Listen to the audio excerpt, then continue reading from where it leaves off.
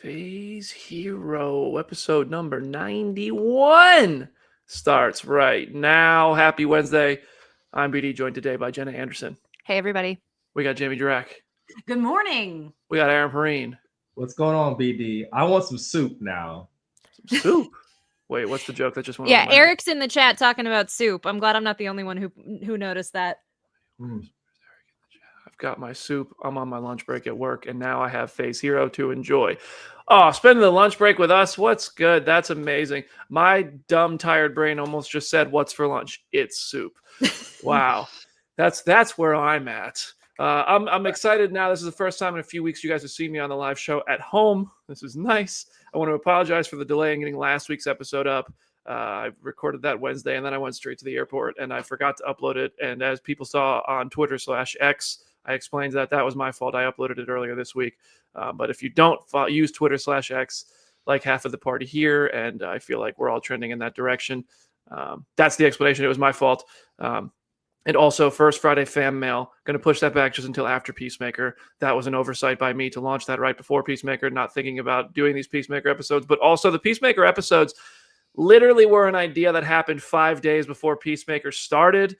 And I told myself, I only want to do this if I can go 8 for 8 on interview guests. And so far, booked for 7 for 8.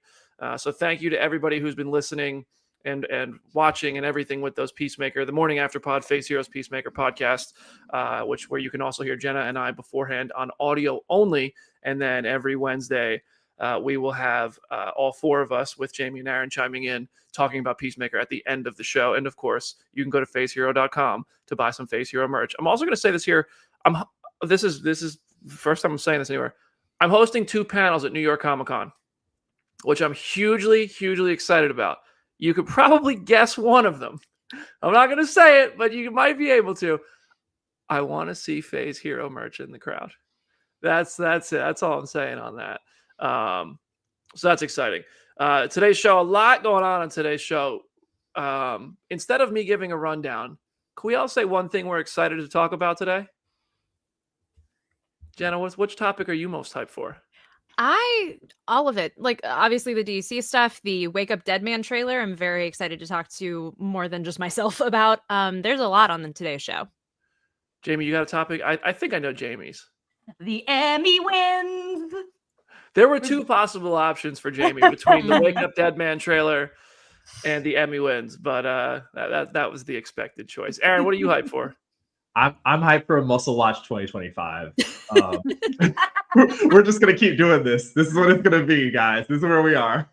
So today's show, it's going to be a lot of Marvel, actually some beefy Marvel news, some beefy DC news, Wake Up Dead Man, Jumanji 3, Michael Caine coming out of retirement for what? Hold on a second.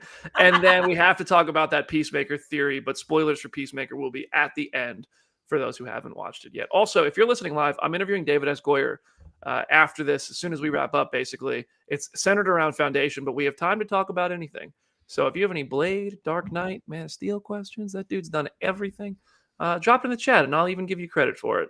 But anyway, yes, let's keep going. Jen Holland is the guest. No. Frank Grillo is the guest on this week's Phase Hero Peacemaker podcast.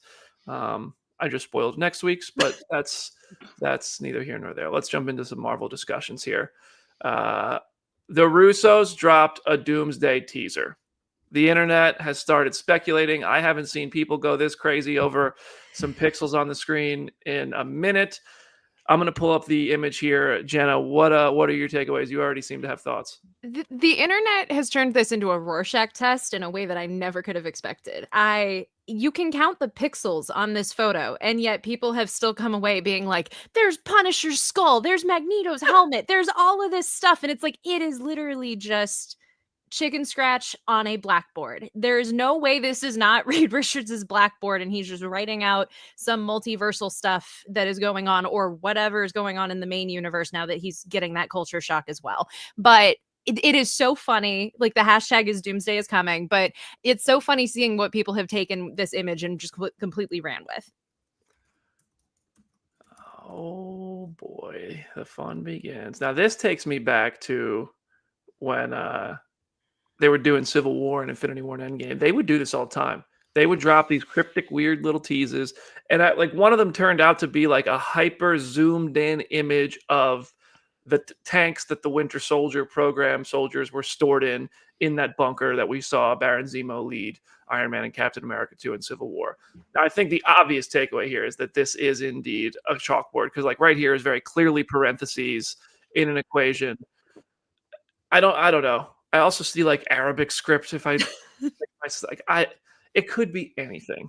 But yeah, that's. Remember during like the Endgame hype up where they posted one image of that big, like weird industrial looking engine, and we all thought that it was going to be Avengers Forever for like a month and a half, and then it wasn't that. We're right back. We're right back in crumbs, delicious crumbs. BD, feed us. This is almost mean to me, because like I didn't see this. I'm really living my best life, not being on the internet as much, I guess. And like I was like, ooh, a tease! I can't wait to learn about it on Face Hero. And I'm like, this is stupid. This is mean. Like, I think you're right about the chalkboard. I can't imagine what else this could be, other than it like. Actually, I'm not going to say what I was about to say, because we're not a rated R podcast. Yeah, I don't know. They're having fun. I respect that, but like, this is nothing. This is literally nothing. I like the Agbo post of it because they kind of had fun with the comment sections. They posted the photo of it. They wrote, the Russo Brothers have shared a cryptic Avengers Doomsday photo, and then Charlie Day with the, who bought Avengers Tower meme behind him. And then they've rounded up like Spectre Moon said, hey, so what the hell? You've got the Twitter versions, or the meta commenting, hey, can you zoom out a little bit?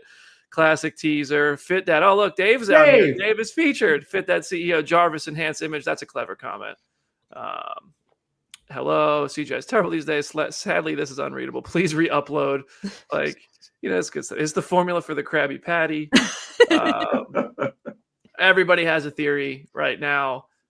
None have prevailed, but also I think there's a big chance that is literally just a zoomed in. Reed's chalkboard is the obvious thing that I think it seems to be, but it also could literally just be anything with any texture on it. Is our comment section lit up with theories yet? Agents of S.H.I.E.L.D. Coulson confirmed. Yes, that if you know, you know. I like the theory that it's just the next list of names. like written on a chalkboard. That was how I first found out the news, was that I got a text from our friend Rachel Leishman being like, okay, who's going to be on chair watch? And I'm like, more chairs? I cannot have another day of chairs. Like, I was like, no. And it was not chairs. It was just the chalkboard. But you can't even really make a name out of that. Like, it looks way too much like equations for me to think it's a list of names, but I don't know. I got scared when I got that text too. I was Yeah. like, not again. BD needs to eat. Like that stress. He'll just eat on camera. Just pounding an omelet on camera. Like, oh, what's gonna be next? I have a flight on Tuesday. Just watch this happen again, and I pay $30 for internet again for nothing. Oh my, yeah, it'll end right after you take off. Yeah. Listen, not that we theorize on stuff too insanely. Like, we're very logical, sane people. But this next image has brought up some theories as well. Okay. Chris Evans is looking real Captain America-ly at TIFF. This dude is in incredible shape. Look at this man. Look at this man. For That's your a own Dorito enjoyment, body. That is a superhero body. What do we I love think? that I just want to comment on the slutty little glasses. Like, he's really like, wow. I'm feeling feelings right now that once again we don't need to talk about. Our reaction to your feelings. We're I'm just gonna just like, slowly. he didn't take a have to look. wear that tight of a t-shirt. Like, he could have worn something that could have hid the muscles a little bit, but the tight t-shirt really got people's brains going and the theory starting of like, why is he in that shape? You don't just get in that shape for fun. It just doesn't happen. So what do we think? Is this in any way related to the fact that Avengers is filming 2 back-to-back movies right now, multiversal stories, and Steve Rogers was still alive the last time we saw him? Maybe he's on the moon. Okay, I'm looking at his IMDb right now. Is he still set to play Gene Kelly? No idea. Because let me tell you, if you're gonna play Gene Kelly, you got to dance your little ass off. And like that necessarily doesn't include some muscles, but it does require a lot of physical movement. So I think he's in Avengers. I do, but Wow.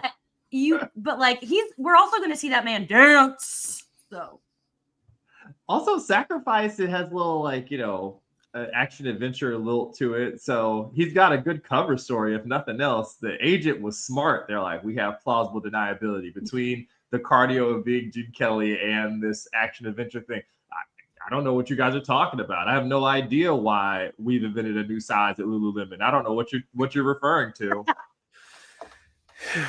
Imagine being in such good shape that you take a picture and people think you're playing a superhero. Can't be me. Good Lord. Good for you, Chris Evans. I hope and expect to see him. Maybe not in Doomsday. I think it's that old wrestling storytelling. You can't give it all at Royal Rumble. You got to give it at WrestleMania. And I think Doomsday is the Royal Rumble to WrestleMania in a sense. I don't think that's a perfect metaphor. If you listen to what Channing Tatum was saying this week, friend of Aaron Perrine, who they were in the same room last night, Channing Tatum was saying that he was saying this Doomsday, there is no way to describe how big Doomsday is. Well, that's quite a quote, given that Endgame exists. But big doesn't always equate to great movie. I obviously hope that those two things correlate here. But also, I pop for a cheap pop. AJ Lee's music hits after 11 years, and I didn't even watch that era, and I get excited. Anyway, Mark Ruffalo is being vague about Spider-Man Brand New Day, but he's still talking about it. I think Mark Ruffalo, just like the rest of us, has never forgotten the moment that on an ABC Disney-owned TV show, he spoiled Infinity War, and Don Cheadle tried to reel him in, and he made it worse. So I think that lesson has stuck with him and the rest of us. And he told ET, I don't know, I'm still waiting to hear. I haven't read a script yet. If it does happen, it would be incredible. And then he told THR, if I'm doing that, which the rumors are true, which the rumors are that I am, once I get a script, I'll know it's real. I can't wait to work with him. He's so funny, and he's such a great actor. He plays that character like nobody else. I'm really excited to meet him. I've never met him, and I believe he's talking about Tom Holland. Bernthal. Oh, he's talking about Bernthal. Yeah. Oh, okay. Because I was going to say, I thought I saw a quote circulating earlier this week that he's excited to work with the Punisher. Yeah. I guess that was it. Yes. He definitely met Tom Holland. Like, yeah. They were in a couple movies together. Which doesn't necessarily mean they met. That is true. That is true. That's Alan Cumming. Or you pull a Gwyneth and you forget that you met these people. BD should not have been drinking water when I said that. Good lord. Sorry, B. I like you brought up the Infinity War of it all. I'm gonna bring up the fact that this man live streamed 10 minutes of Thor Ragnarok audio from his pocket on Instagram Live during the premiere. I still like that haunts me, and that never even happened to me. I cannot imagine how much that haunts him. So I was like, why is he being so cagey? Is this like a reflection of where the script is at or whatever? But now I genuinely think he's just pulling an Andrew Garfield. He's like trying to pretend he's not in the movie so that when that first teaser drops and we see Hulk, like people lose their ever-loving minds. This comment from Jay Jones. If you interview Tom Holland and Ruffalo together, you could get the entire plot of Doomsday. I feel like those two are so buttoned up. I feel like the best bet to get spoilers is from the X-Men actors who come from the time of making these movies when you were allowed to talk about them. That's who I think will be the ones guilty of letting things out they maybe weren't supposed to. Can we please add an X-Men actor into here? I know that we're on the tight rundown. Can we please talk about your friend Daphne Keane? Oh, yes. Oh, so Daphne was at Fan Expo. Joe Deckelmeyer, my good friend, front runner for the best man at BD's wedding, Joe Deckelmeyer, was hosting the panel. And he put her on spot, said, listen, my friend Brandon Davis interviewed you. One paid BD shill in the crowd cheered. Thank you, one person. And then he said he asked you if you were in Deadpool Wolverine. You said no, and he wants you to know he knows you lied to him. And Daphne Keane was like, I lied to so many people. And she had a good laugh about it. The full panel is actually on a YouTube channel. But then he said, well, Daphne, now that we're friends, I have to ask, are you in Avengers Doomsday? And she was just like, I don't know. I literally don't know. I have no idea. And it's just like, I actually, part of me goes, you probably don't know. But then I'm like, you motherfucker, you literally, why would I believe you? This whole thing started because you lied to me. It's a shame that like they just have to lie. And I think it was actually Joanna Robinson who I read a thing once that it was like there is something icky about it because there was a time where like it was wrong to lie. But we also have to understand that like they don't have a choice because of the way our industry is now. Yeah. It's not the same as it was when they were making those X-Men movies and everything. So it's like you can't be mad at them for lying, but we're allowed to joke about getting lied to. Like I've been dining out on Harrison Ford lying to me for years. Like that's you know what I mean? I also think to go ahead. No, I don't know. No, I also think to your point, it's like that has then created a culture where also like people get misinterpreted as lying when they're just saying something that's true at the time. Of like Matt Shackman saying a certain thing about a certain character in First Steps, people were like, oh, he's probably lying. And it's like, you don't know. The movie's not out for another 6 months. Ultimately, by the end of it, that character was in the movie, but it wasn't in a scene that he filmed or whatever. So it's like it creates this culture where people assume everything is a lie, even if it isn't necessarily. Yeah, and we were joking. Go ahead. No, that was it. Oh, okay. Well, I was gonna say like the publicists and all their people know too. They want to limit exposure of their clients to a journalist, to anybody who would be recording, because God forbid you say something you're not supposed to say. We were joking around with BD before the show when Channing Tatum was like 2 feet away. I was contemplating like, will I get thrown up out of here if I just FaceTime BD and turn the camera around and have him ask about making a name for yourself here this summer? I'm like, we should make Phase Hero playing cards and see if one of us can hand one to him. That's not a bad idea. Yeah. Honestly, pretty good idea for like a souvenir to give people at Comic-Cons, is little Phase Hero playing cards. That's a pretty good idea. I don't know how you do that, but it'd be interesting. Yeah. I find it interesting, like the DC side of the world, they are like very open and forthcoming about who's in what. And Marvel forever has always been, we're not telling you anything. And that was part of the draw, part of the excitement was the secrets and finding out what's next. And it's interesting how the two sides are playing that almost completely differently. I want to give a quick shout out in the comments to King TY. What's up, baby? Finally made it on a live. Coming from Columbia SC. Go Gamecocks. Hey, hold on one second, not to derail the show, but hey, go Gamecocks, baby. Let's go, King TY. That's why you got the shout. You knew. I think you knew that was going to happen, though. So he's got the flag in his profile. Shout out. Hell yeah. Anyway, anyone want to read this Tom Holland quote about Peter Parker while I put this back on my wall? Oh, I'll read this Tom Holland quote to Esquire. He's prioritizing Peter Parker. He said, I love standing up for the character, being in the room and making sure that the decisions we make are what's best for Peter Parker, because he really does feel like one of my best friends. That is adorable. What a sweet thing. Yeah, once you've done this for this long, I think that you should have a little bit of say. What do you guys think? I find it funny that he said, there's another quote where he said he's looking at the internet to see what people want, which is like, I mean, I see both sides of that. Part of it is like, don't let the fans write the story. As a wrestling fan, I know that fans also sometimes write the worst shit imaginable. And as somebody who comes on here and says things, I say the dumbest shit imaginable. There's a reason I'm not writing these things. But I think it's fun that he's looking at what people think about Peter Parker. He feels attached to Peter Parker like he does it in this Esquire quote. And it's also like, but I'm just wondering, who is Peter Parker? None of us even remember this kid, right? No, I think it's fun to emphasize him in this movie. I think that's the right call. And I think to your point of like just looking at stuff online, I think part of it is that like Peter as a character is so beloved by so many people, but in so many different interpretations of him. Like there are still aspects of him from the comics, just from media in general, that we haven't really seen in his movies, much less in any of the movies. So it's like, I'm glad that he's in tune with that. But like you said, it can very easily reach to a point of just kind of like fans writing a thing in a way that doesn't really make sense. But even then, he's not writing the movie. He can't control like the plot and the characters. He's just controlling how he plays Peter. Right. Anyone worthy of like writing a film like this is not going on the internet sharing their ideas. So I just like, if it's like little things like sometimes when so many people ship certain people like in a show, I think like that's understandable when you're like, wow, everyone wants this couple to happen. But like for the most, no, don't do that. That's weird. Stop. Just go away. Oh, he just said that he had like an ADHD diagnosis or whatever. And I'm like, buddy, going through putting on the hazmat suit, going through them Reddit comments, that's not going to help that. Please do not. You got it. Trust me. Your instincts are great. And he said, I think at the end of that quote, he's like, we're making the movie I think a lot of them want to make. So I would agree with that assessment. Look at the reaction to all the stuff Destin shared from any of Brand New Day so far. It's been unanimous praise. So I respect the effort, but dear beloved, Zendaya, take the phone from him. Take away his phone. Well, now listen, I think that's a good example of like what a lot of us have been saying. We want practical Spider-Man suits. We don't want a CGI Spider-Man suit. And they went right back to it. So maybe that's the kind of thing they're looking at too. And, that maybe they just feel similarly as well. But yeah, obviously, I saw fans who wrote better endings to Game of Thrones. So it's not impossible.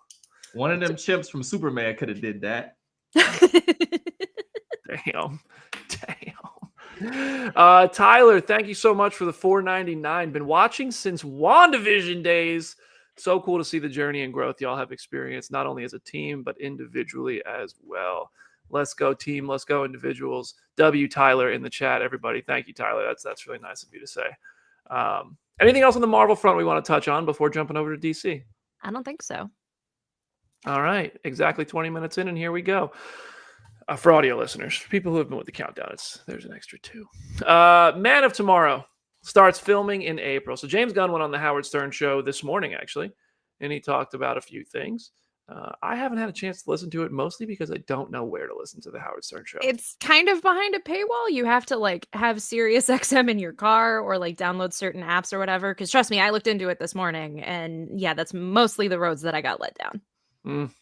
Yeah, I'm going off quotes I saw people typing up on Twitter. But he said it's a story about Lex Luthor and Superman having to work together to a certain degree against a much, much bigger threat. I mean, is it Brainiac? Could be. It could be anybody. I'm curious how these next few episodes of Peacemaker might tell us who that could or would be. It's Augie Smith, actually. Yeah. It's Peacemaker's dad is the big bad of Man of Tomorrow. It's Eagly. Oh my God, it's alternate dimension Eagly, who's actually Eagzilla. Yeah. Jamie's scared. We could be lying to her. Who could say? I don't know. I know what the general public knows. Well, I actually, do think. Go ahead. I know. I was just nothing. I was just gonna say that I always love with the follow up of the hero and the villain teaming up. Like that's a classic season 2 trope. And it's always funny is the thing. And like at the end of the day, I don't think these two are gonna remain friends.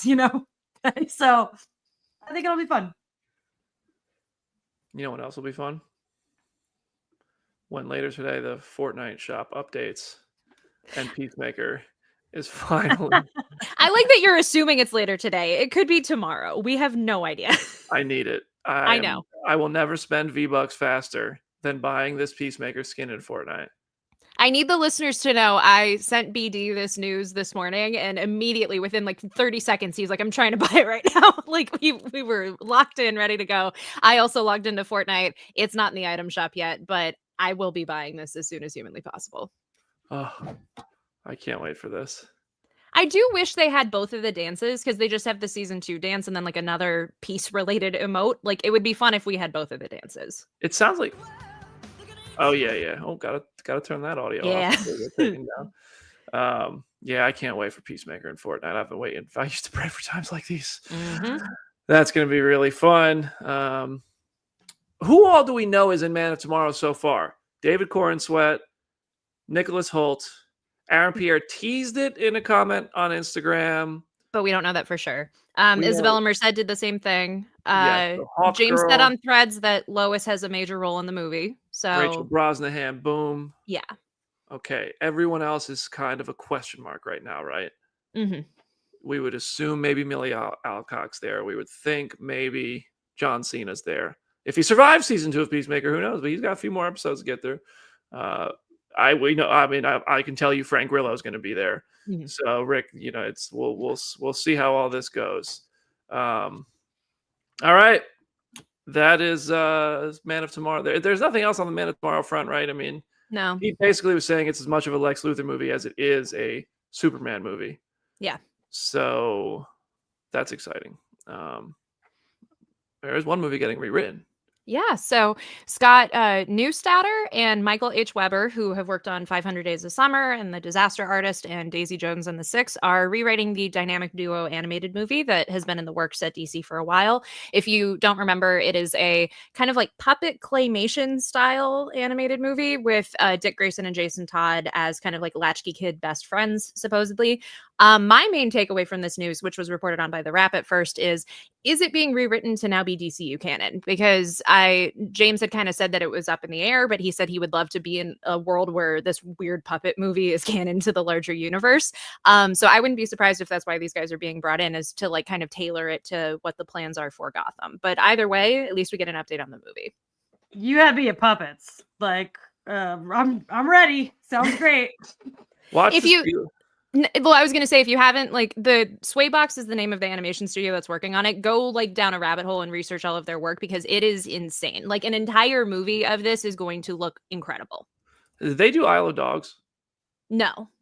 That's what I'm picturing when I picture like a Laika? puppet animation. Swaybox Studios movies. What do they got? Let's see. I believe this is like their first full feature length movie, but like the little concept shorts and stuff that they've done online, like the vibe Oh is wow! Yeah, definitely check this out. This is pretty cool. Wow. I mean, it's not too unlike Isle of Dogs, but it's definitely not super spot on. Wait, how do I get this screen up here? This is their animation style. Wow. Oh, cool. This in the DC universe will be. Oh wow, this is sick. This is nothing like Isle of Dogs, but it looks No. good. No, it's really not. Isle of Dogs. This is more like maybe like Memoir of a Snail kind of a thing, but this is but it looks really. I like this. Yeah, that's good. Wow, that in the DC universe is going to be really cool. maybe. In a DC movie in that format, possibly set in the DC universe canon, is going to be really cool. But yeah, that is one of the movies that they said is outside of it as an Elseworlds movie at the time when they said that. But yeah, I like this whole let's get the script. They're not rushing anything over there. Jamie, will you do us the honors and read the 8 Emmy Awards in which the Penguin cleaned the F up at?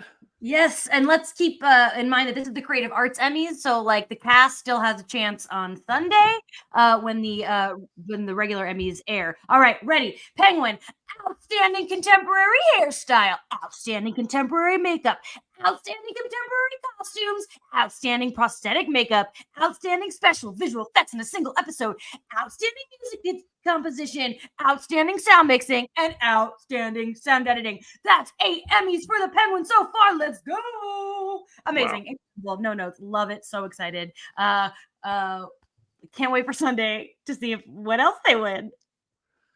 I think prosthetic makeup was like the most obvious win of Yeah. all. That's cool. Andor won a couple as well, didn't it? think it won. I don't remember. It won some things. But they're in different categories because Right, one's I think one's limited series, one's drama. It was fun to see Daddy Giacchino celebrate Yes. Baby Giacchino's win. That's really cool. Listen, that's the kind of thing where it's like, I think that some of our most talented people are Nepo babies. I think the whole thing is annoying unless like it's one certain actor who I hate that's a Nepo baby. But for the most part, you guys know what I'm talking about. For the most part, it's like, who cares? And it's like, he's got talent. That's musical talent. Let him cook. Let him get an Emmy. I love it. I'm so happy. All right. Good job, Penguin. The Wake Up Dead Man, a Knives Out story trailer dropped. I'm gonna be honest with you. I haven't watched it. Man. I specifically did not watch it. Like, I don't need to. I'm so excited for this movie. If the trailer, I see it on the big screen, which might not happen. I don't know. Great. But otherwise, I'm not seeking it out. I know that it's going to be one of my favorite movies of the year. I don't need a trailer.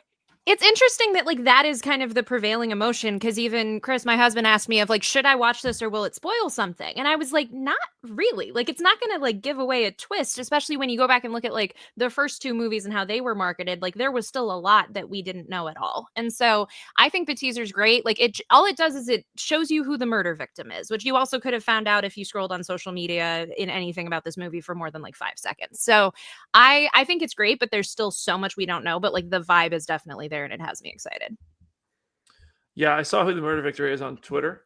I don't know if that's something Jamie is steering clear of. I think that's obviously like a selling point of the movie, but yeah, I don't know, but I'm sure I will know before November. I was kind of surprised. I was kind of surprised that is the murder victim. That's one actor I enjoy. I feel like Ryan has fun with that. Right? It could be anybody. Oh, they're all great. It's true. There are quite a few actors in here that I enjoy. Like Christopher Plummer dying in the first one, a lot of that movie is just flashing back to scenes of Christopher Plummer. So just because they're dead doesn't mean they're not going to be in a lot of the movie. That's true. That's true. A lot of the comments are talking about it going into the movie theaters before it hits Netflix. I'm going to be watching that like a hawk. I want to see. Oh, it's already confirmed. Yeah, it like they're going to do. I'm talking about how well it does. Yes, yeah, absolutely. Yeah. That and Frankenstein. I'm very curious what the box office returns are going to be with that. I mean, K-pop Demon Hunters was Netflix's first top of the box office weekend with only $18 million. Both this and I think Frankenstein are going to open bigger than that. I think if they market it right, unless they try to slide it under the radar and only throw them into art house theaters that like most people don't even know exist. I think there's a big chance both those open like 30 million or more. K-pop didn't even come to AMC. So like, who knows? That's the thing is if you actually distribute it for a real weekend wide with Regal, AMC, all the major chains and all the small theaters, then you have a big $30+ million weekend, maybe bigger in some of those. But if you only do limited, I think you're limiting yourself and they might sell out, but still it's your box offices.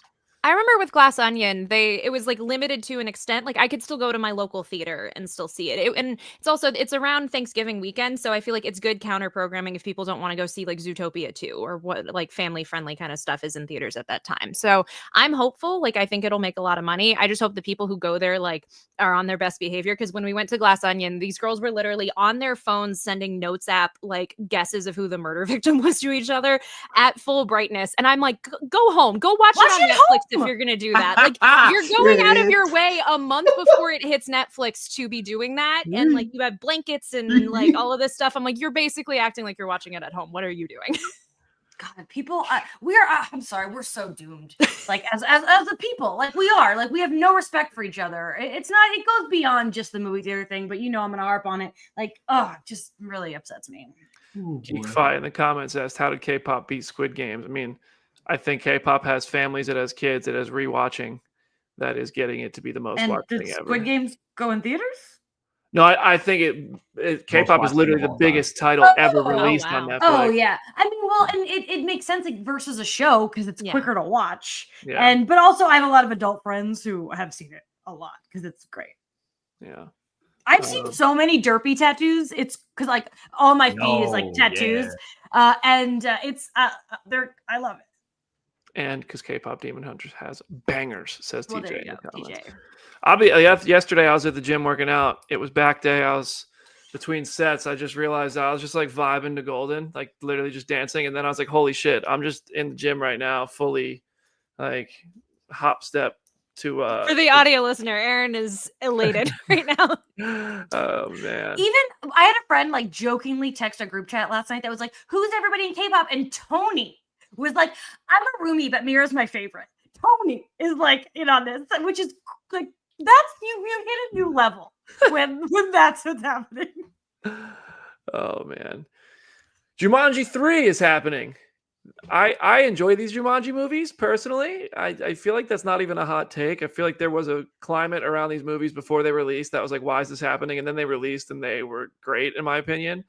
The Rock says it starts filming in November. He is clearly on this awards push type release with Smashing Machine. And after that, he's doing another A24 movie in chicken music or lizard music where he is playing Chicken Man, a character who wears a hat and has a hen under it and like guides this kid through these sentient singing lizards and stuff. No word on if Emily Blunt is playing the hen in the hat quite yet, but I think that's what The Rock's weight loss transformation was for. It was obviously not for Smash Machine where he's gigantic, but then Jumanji 3, I guess that's 2 months away.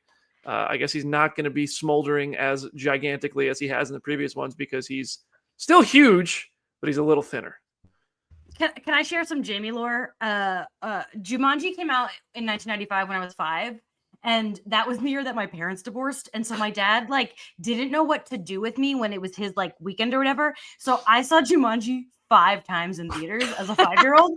My dad just kept taking me to see Jumanji. Wow. So I have such a love for the original film, but also BB Newirth is I have my biggest tattoo is of BB Newirth, and the fact that she showed up at the end of the last one and she's supposed to be in the new one, the idea that BB Newirth is coming back as Nora for like hopefully more of a movie. I don't care about anything else. I just like BB Newirth as Nora is such an important part of my childhood, and I'm so excited for this movie.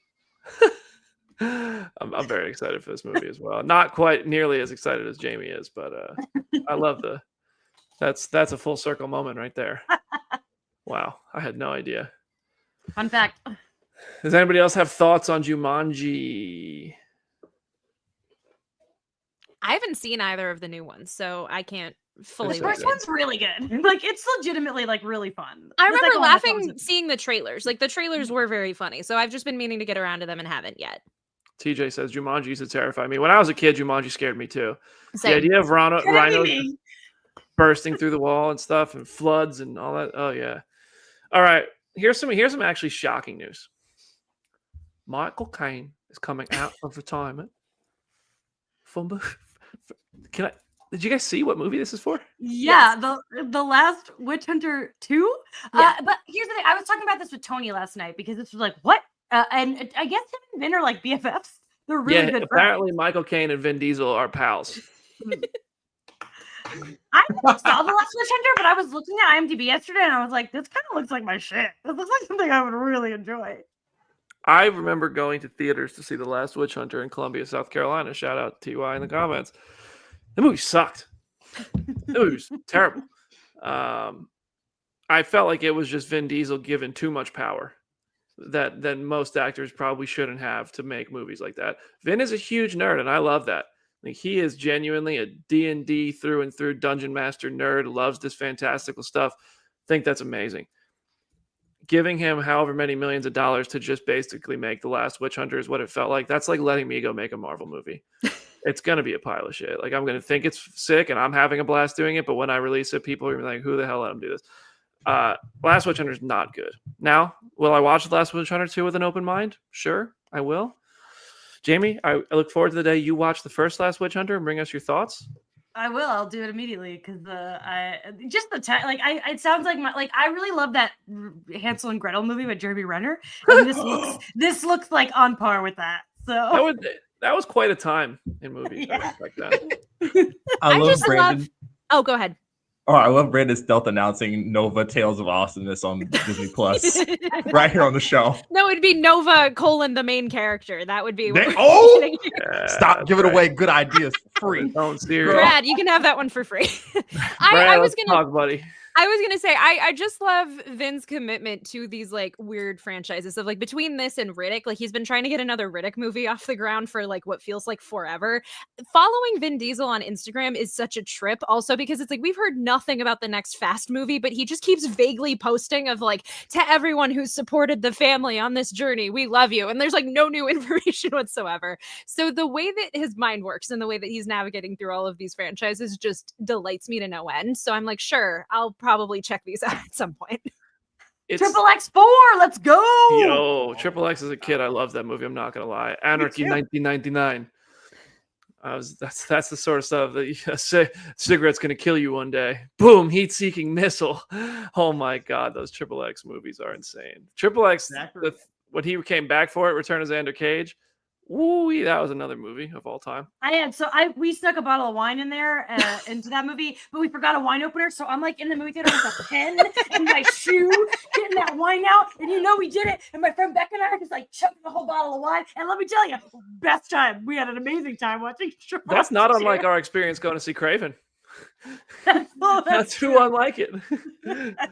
Oh man, don't you love how like you guys, Jamie can name a bunch of these like prestige movies and stuff, and I'm like, nah, never seen it. Last Witch Hunter, Triple X, yeah, I know every word. Jesus, I need help. Zachary Cryer in the comments, if you want to see Brandon take a photo of Bloodshot with Vin Diesel, I think that exists. I think that's out there. For sure. I did the comic photo with Vin with Bloodshot. Yeah, that did happen. I hosted the Bloodshot. That was like right before COVID shut everything down. Mm-hmm. At that junket, they had signs outside the interview rooms that said like no selfies and no shaking hands because everybody was still like, what's going on here? Because I think it was like February. The world wasn't quite done yet. And then I hosted that press conference. And I mean, Vin is always a fantastic interview. I'm a Vin Diesel fan. Like it's interesting. That dude has like a massive cult following, like millions of people in a Vin Diesel cult following. And I don't say cult is like a negative way, like like it typically would mean. I just mean like he has people who will ride or die like family for him by tens or hundreds of millions around the world. It's crazy how that dude has such a big following. All right, Peacemaker season 2, episode 3 discussion. I'm gonna put the little banner up. This means spoilers. But we're going to start with reactions. Jenna and I have talked about this already. So, Jamie, what did you think of Peacemaker Season 2, Episode 3? Another banger. I got home from Halloween Horror Nights, and it was late, and I was like, it doesn't matter. We're putting on Peacemaker. It doesn't matter. That's 1 o'clock in the morning. This is the third week in a row where I'm like, oh, my God, though, I've watched so many things since this. I have to really, like, backtrack my mind. The fight, his big action sequence was really great. I just really liked it. I can't think of any specific moments. Of course, Rick. It's funny because the one thing about being with watching among the people is that it would not have occurred to me that would be him, but I saw so many theories that it was him. And I'm like, oh, duh, of course it's him. So I feel stupid for not thinking of it initially, but then it was like, of course. So he wasn't really a surprise, but Tony was surprised because he's not on the internet. So fun. I would say I was hugely surprised by that. And this news was outright out there a year ago. It came out and I had forgotten. And still, when I pressed play on episode 3, I was like, wait a second. I love this. Because he was my favorite character in the Suicide Squad. I remember when that news got out and I remember thinking like, this could be for anything. This could be for just like more footage from the Suicide Squad of like that scene of him dying, or it could just be for like a family portrait of him and Flag Senior. Like we don't know the context in which he's coming back. It's just, he was tagged in a post about the production on the show. So like, I was even shocked seeing that scene for the first time because you definitely do not expect the context in which he comes back. I also love like alternate universe him, like being a little cuck. It's so funny. Like genuinely, like looking over the walls. He was cracking me up. You don't really get goofy Rick. So I enjoyed that very much. I just need to point out because it's one of my favorite lines in the entire episode and of the episodes I've seen so far. Joel Kinnaman improvised the big problem bit when he's like at the back, sits down at the desk and he's like, don't put the trash can there. That's just a big problem. Like he improvised that on the day. And I just think it's delightful. I've been saying that around the house all the time now. Big shout out to Daniel Zambrano for the 5. Jamie loves BB Newworth confirmed. Manatee mailbox for Jamie. It's true. I once snuck behind a musical backstage and met her, and it was really cool. Aaron, what do you think MVP of of this sneaking into places. All right, sorry, go ahead. Aaron, what do you think of this episode? It was really, really fun. There are some stuff going on in the background, some theories that I also have interest in, BD. I'm like, we don't follow in the same social circles online, but I am like, man, we are on the same wavelength when it comes to this other world. I don't know what's going on, but it is funny. It was cool to see Rick back. He is hysterical, doing his like hiding behind a lamppost and then like peeking around stuff. He's so pathetic. It's very, very funny. Tim Meadows, God, so freaking funny. Yes, Jenna, the comment that's on the screen. Yeah. I'll read the comment. Tim Meadows said, "You almost got titties killed." Like dead ass serious too. Just says these things so seriously. No other man could deliver that the way that Tim Meadows delivers those lines. This has the scene where they all walk out together, right? And he talks about using bird blindness as a joke. Yeah. He's like, "You're using my disability as a joke, which is funny, but I don't like her." Like I was like, dude, oh my god. Oh, okay. Well, I guess we can just have you guys seen like the viral Threads post that's going around that's like, oh, that's the person that initially confused Superman for a bird, had bird blindness? Yes. It's a bird, it's a plane. Oh, that's good stuff. All right. Eric Dion Cheney's going to get us kicked off with this big theory we just have to acknowledge here that has just taken over the Peacemaker discussion. He says, "I'm convinced Earth 2 is a racist world." That has become the talking point surrounding Peacemaker season 2 through 3 episodes. I feel stupid for not bringing this up myself and like catching on to this because I've been trying to figure out what is off about this world. And my theory was that Chris projected this and that's why Harcourt was kind of helpless. And like, that's why his dad was so loving. But then if I actually look at the background, which I guess I just wasn't looking at the background, or maybe I don't notice these things. I don't know. But there is no black people anywhere. There is nobody who's not white in general in this world is what the streets are saying. And when I look at this episode, I have to say I am finding the same.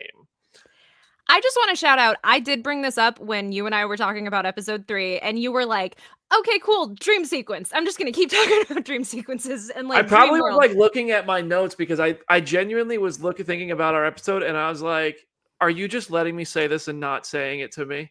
And because I don't remember you saying that. And I think like you might have said something. I said Earth X or Earth 3 or something that is secretly like evil and slightly Nazi coded. And you were still like dream sequence. That's entirely what I've like banked on. And that was how the conversation kind of steered. But I will say on first watch of these episodes, I didn't immediately pick up on it. Cause like you said, you kind of have to like pay attention to start to register that it's the case. I also initially with like the sequences in the town square, I was like, it's the middle of the day in upstate Washington. Maybe there are just a lot of white people just out around here. Like I didn't think too much of it, but then like once you really start to like pay attention, it is very obvious. To the point now that if this is not the case where it's some iteration of Earth X or like some other, like I think if it's not exactly Earth panicking. X, he's like, oh shit.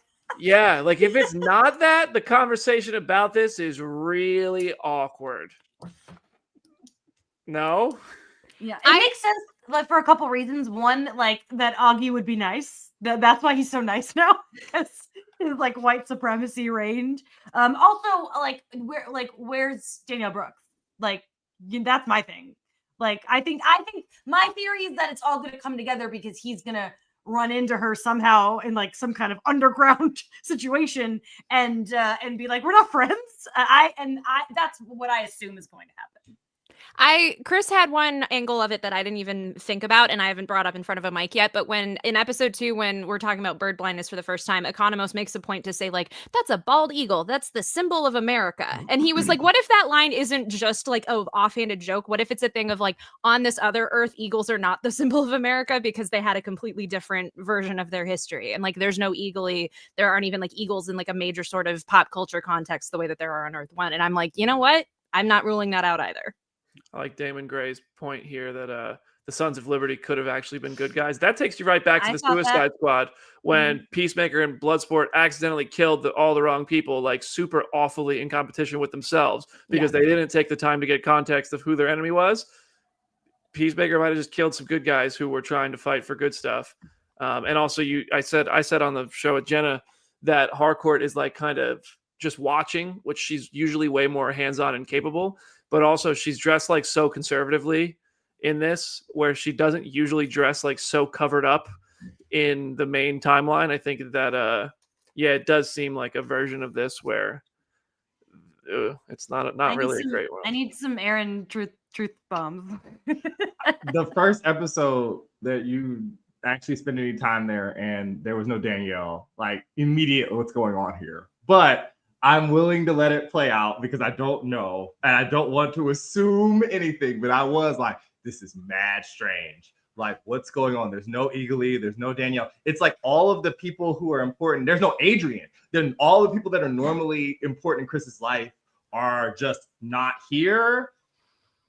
I am confused. I don't know what's going on. It just don't look good. I'm looking at James like, James, tell me that in this universe that Chief's just gonna roll up and be like, oh, you thought none of us were here?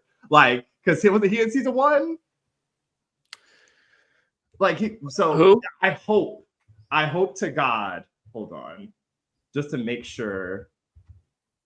I hope to God, Danielle Brooks, I'm now rooting for Jamie's theory where she's just in somewhere and we just ignored it and everything's okay. Because otherwise, I think it's some kind of like literally like where the mole men live, like kind of a situation. Like if Chuck Woody comes out of nowhere and says like, "Hey, I lead the Sons of Liberty," that would be wild. That'd be amazing. That'd be awesome. But he's the original Mern. He wouldn't be Butterfly Mern that we know. He'd be the original Mern that we never met. I will also say James has gone out of his way to not show Mern in any of the stuff now that we're in the DCU, because the writing on the wall is that he wants Chuck to come back and play another character down the line. And so I feel like we might not see Mern in any form or fashion on the show, but I don't know. Hey, Chakudi was at the season premiere, the premiere event in New York. He was hanging out, but I think they're just off. That doesn't mean anything. They're all He's still trying to convince people he don't hate dogs and other animals. I think this just all leads me to think that G.I. Robot in live action could actually be a thing that shows up, but G.I. Robot is in the main timeline, and this is an alternate dimension. So how do we even get Jenna's favorite character into this other world to kill literally everyone because they're all awful apparently? We have doorways. Argus could literally just be like, "Hey, buddy, we're gonna just lead you down this doorway. This is literally a world full of Nazis. Go nuts!" Like, he would have the best day of his life. That had not occurred to me at all right at first, because I was still weighing of like whether or not this theory was actually like had some roots to it. But if we do get to the point of just seeing him in live action, I'm gonna fall over. I'm gonna be so happy. I tried to ask Sean Gunn about that, and he played it down. He just said, "Well, that's on the episode that's already out." I just said, like, will we see G.I. Robot in live action? And he was like, "I don't even know how they would do G.I. Robot in live action." Yeah. I was like, okay. He's like, "I guess it would be a CGI character." So I was like, But we'll see. We're got episode 4 tomorrow, and then 4 more after that. Tomorrow's the halfway point of season 2 of Peacemaker. It's so funny to have to be so careful about this, like, or at least for me, just personally, because I was like, I'm not gonna do anything. But me and Ariel definitely looked at each other like, something ain't right. I don't know. Something ain't right. It's gonna be awkward if that's not a choice. I think, but we'll see. I think there's also the line that this is. I just am I the person who can say this? I don't know, but that Kardashians line. Oh, you're right. If you actually think about that, nobody knows who the Kardashians are in that universe. That could be James. Like, it's also, though, if that's wrong, all of us making that assumption are like, wait a second, what are you saying? But yeah, there's layers to this. Layers. I'm texting Frankie the second we get off this stream. I needed to be right because I thought it, so I'm guilty of thinking it. So I might as well say it. But if the Kardashians aren't famous in that universe, well, anyway, all right. And there's also 2 routes you could go to that. By the way, there's not. Let's not go too far into either. Yeah. Anyway, anything else on Peacemaker where you guys want to shout out? Just good work. Enjoying it. All right. Jenna, any last words for today's show? There's no way to like comfortably segue out of this conversation. Just into We're all theorizing that there's an awful racist universe. Anyway, on that note, it's at Hey It's Jenna Lynn on social media. As always, go read some comics and go subscribe to my YouTube channel, which is at Go Read Some Comics. I am currently in the process of editing my video for tomorrow's Peacemaker episode, and it is the longest video I have had yet about this season. So there's a lot to talk about. Stay tuned. Jamie? Oh my goodness, at Jamie Jurek. Letterbox. I'm finally seeing Honey Don't tonight. I know that some were curious of my opinion. And tomorrow, I don't know if anyone knows this about me, but I am a huge Downton Abbey fan. And so I got my tickets for the first showing tomorrow, going by myself. I can't wait to see the new Downton Abbey movie. And then I've mentioned it before, but don't forget that Love in the Time of Hydra has a LA Comic-Con panel on September 27th. So I'd love to see some of you guys there. Yeah. Aaron? Oh goodness, it's at Some Lake Hornet and at How to Watch Free TV on all platforms. I'd like to say thank you to BD for sharing our Twilight Marathon posts that we just made this week. And if you did not know, you can go over on Lionsgate's YouTube channel and watch Twilight for free. It's just rolling on a loop. It's fall now. Go, you can be free. I know you was watching it before, but you can go do it. You can be free. I know from How to Watch Free TV that I can watch Twilight for the first time without even subscribing, with no YouTube membership, no money. I can just watch Twilight on the Lionsgate YouTube channel. I BD, still if argue you need.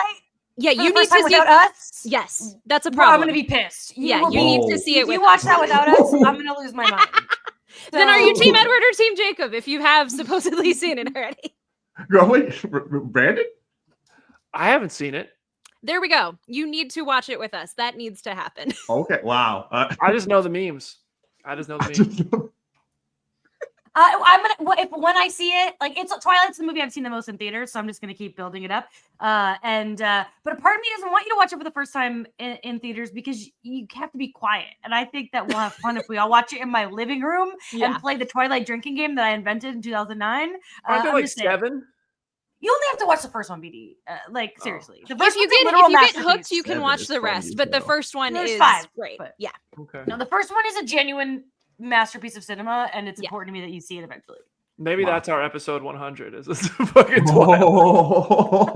No. You said no. All right, y'all. Thank you so much for hanging with us, everybody.